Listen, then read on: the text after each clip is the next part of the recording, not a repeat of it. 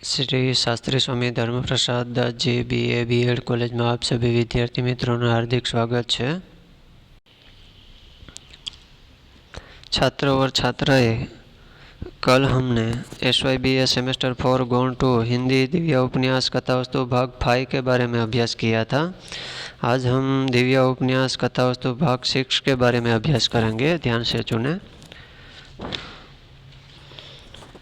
Last में हमने पढ़ा था कि जो दिव्या है उसका फिर से नामकरण रत्नप्रभा ने किया था, जो अंशुमाला। तो नाम परिवर्तन के साथ ही दिव्या का संसार परिवर्तन हो गया। रसिक समाज अंशुमाला की मोहक लास्य और चमत्कारपूर्ण कला पर विभोर हो उठा।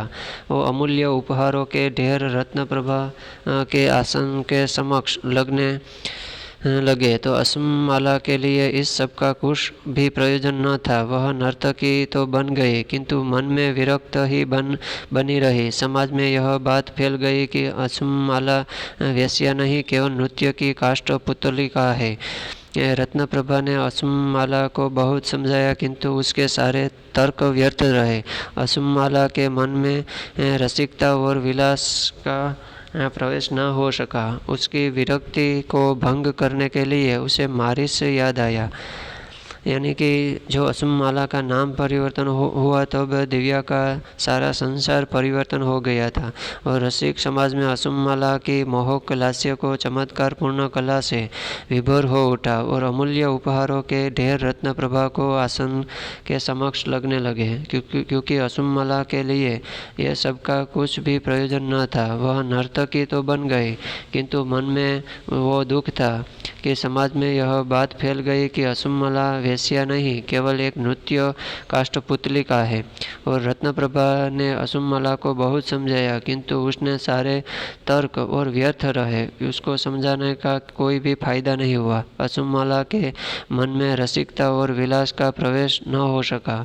उसकी विरक्ति को भंग करने के लिए उसे मारिस याद आया और एक दिन मूर्तिकार मारिस घूमता फिरता रत्नप्रभा के यहाँ आया तो रत्नप्रभा ने उससे वितराग नर्तकी के विरक्ति को दूर करने का निवेदन करके जब अंशुमाला को मारिस के समक्ष बुलाया तो वह दिव्या को वह देखकर आश्चर्यचकित रह गया। अंशुमाला दिव्या ने भी उसे पहचान लिया तो वह बोला, आर्य, मैं देवी रत्नप्रभा की कीर्तिदासी नर्तकी अंशुमाला हूँ।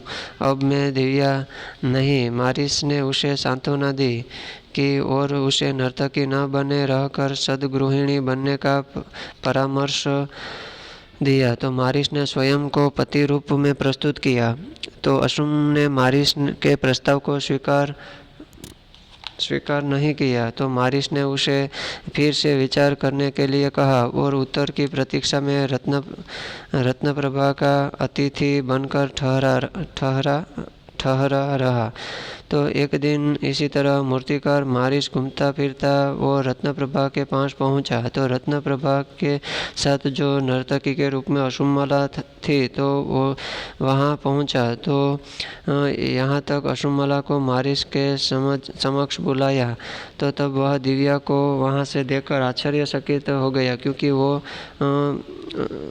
दिव्या को देख लिया और दिव्या ने वो मारिस को देख लिया। तो अंशुमाला दिव्या ने भी उसे पहचान लिया तो वह बोला कि आर्य, मैं देवी रत्नप्रभा की कीर्तिदासी नर्तकी अंशुमाला हूँ। अब मैं दिव्या नहीं हूँ।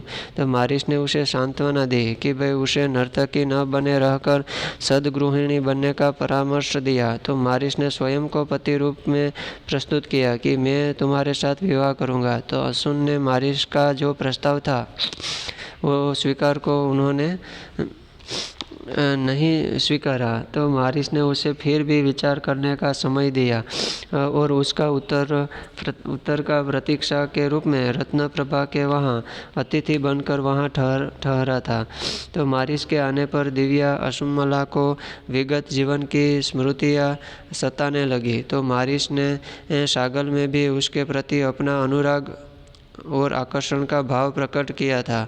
तो दिव्या पुरुष द्वारा नारी के भोग की विद्रूपता से खिन्न थी। तो उसने मारिस के प्रस्ताव को अस्वीकार करते हुए कहा कि आर्य जीवन की विफलता में भी मुझे वेश्या की आत्मनिर्भरता स्वीकार है। तो आर्य, यह मेरा निश्चय है कि मारिस दीर्घ निश्वास लेकर निराश हो मथुरा चला गया।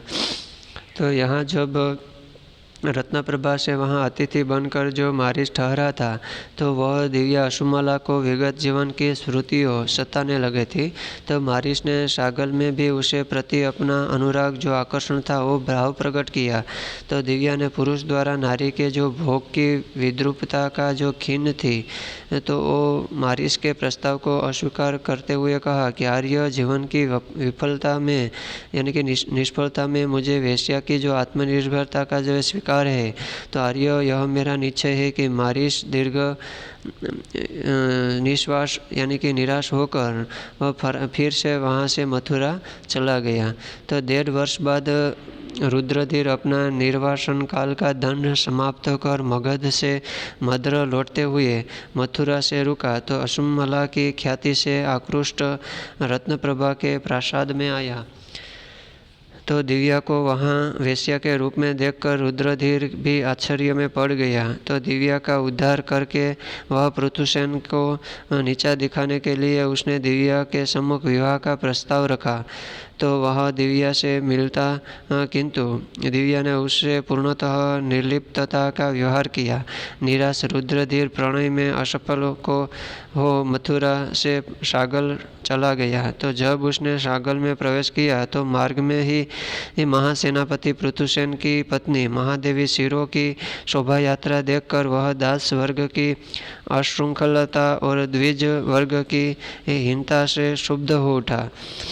तो यहाँ तो 1.5 वर्ष बाद रुद्रधीर भी अपना निर्वास काल का दंड समाप्त कर मगध से फिर लौटता था। तो मथुरा में रुका। तो अशुमला की ख्याति से आकृष्ट रत्नप्रभा के प्रासाद में भी आया। तो दिव्या को वहाँ देखकर, वेश्या रूप में देखकर वो भी एक रुद्रधीर आश्चर्यचकित हो गया और दिव्या का उद्धार करके वह पृथुसेन को अपने सामने वो नीचा दिखाने के लिए दिव्या के साथ विवाह करने का प्रस्ताव रखता है। तो वहाँ दिव्या फिर से उसे वो प्रस्ताव को ठुकराती है और वहाँ पूर्णतः वो दिव्या उससे पूर्णतः निर्लिप्तता का व्यवहार करती है और निराश रुद्रधीर प्रणय में असफल होकर वहाँ से फिर से आगे निकल पड़ा। तो वो जो उसने सागल में प्रवेश किया, तो मार्ग में ही महासेनापति पृथुसेन की जो पत्नी थी महादेवी शिरो, उसकी शोभा यात्रा वहाँ से निकली। तो अशृंखलता और द्विज वर्ग की हीनता से क्षुब्ध हो उठा। तो रुद्रधीर ने देखा कि महासेनापति गणपति मित्रोदश पक्षाघात से रोगशैया पर पड़े हैं। तो आचार्य प्रवर्धन परलोकवासी हो चुके थे।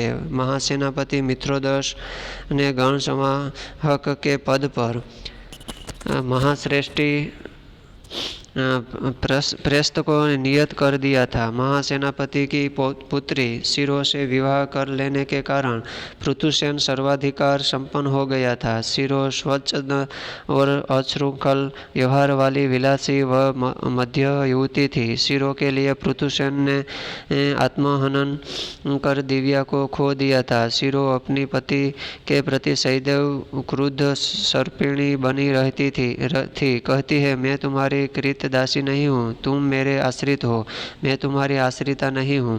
पृथुसेन उसके व्यवहार से खिन्न किसी अनुकूल अवसर की प्रतीक्षा कर रहा था।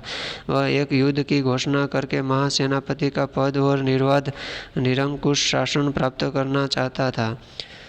इसी तरह रुद्रधीर ने देखा कि महासेनापति गणपति मित्रोदश का पक्षघात से रोगशैया पर पड़े थे। तो अब आचार्य प्रवर्धन परलोकवासी हो चुके थे, यानी कि मर चुके थे। महासेनापति मित्रोदश और गण संवाहक के पद पर जो महाश्रेष्ठी प्रेस्त को नियत कर दिया था।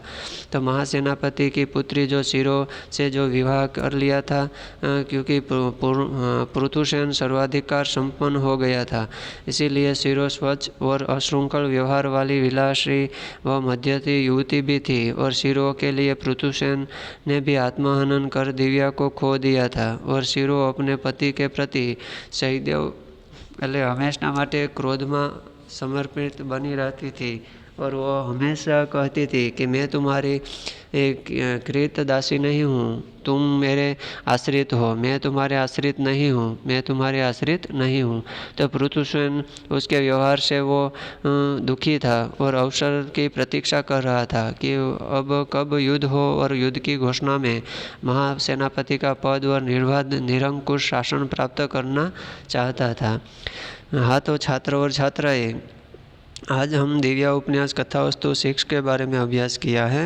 अब हम हिंदी दिव्या उपन्यास कथावस्तु 7 के बारे में कल अभ्यास करेंगे। अस्तु।